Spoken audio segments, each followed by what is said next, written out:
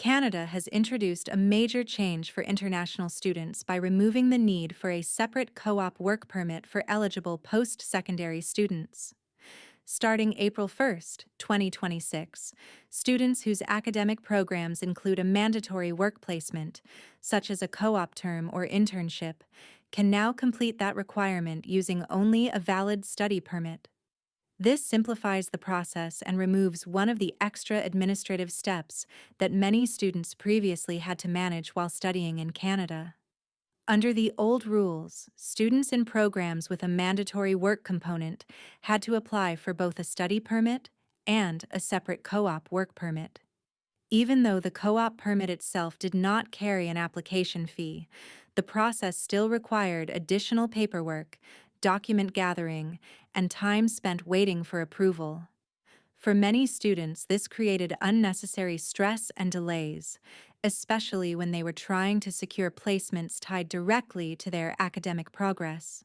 With the new change, a single study permit is now enough to authorize participation in employer-approved work placements that are required by the student's designated learning institution. Immigration, Refugees, and Citizenship Canada has explained that this update removes an administrative step that is no longer needed, while still maintaining the integrity of the international student program. The government also made it clear that this does not increase the number of students authorized to work in Canada and does not affect temporary resident volumes. The eligibility rules remain mostly the same as before.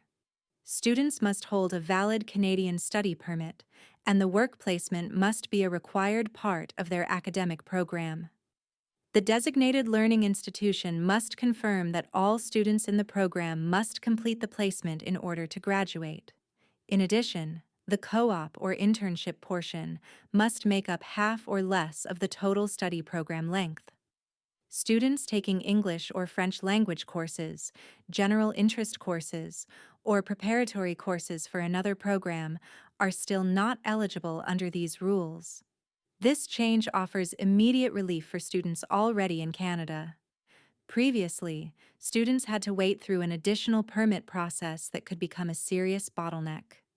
With work permit processing inside Canada taking many months in some cases, removing the co-op permit requirement can help students focus more on their studies and placements instead of paperwork. Students who already submitted co-op work permit applications and are still waiting do not need to do anything. Eligible pending applications will be withdrawn automatically by the department. Even though the separate co-op work permit is gone, important work conditions still remain. Students can continue to work unlimited hours on campus. During academic terms, off-campus work remains capped at 24 hours per week, and that total includes co-op placement hours if they overlap with regular off-campus work. During scheduled breaks, students may work unlimited hours. Full-time co-op or internship terms that are part of the program remain authorized under the study permit. For students applying from outside Canada, the study permit process still handles work authorization when the school confirms that a mandatory placement is part of the program.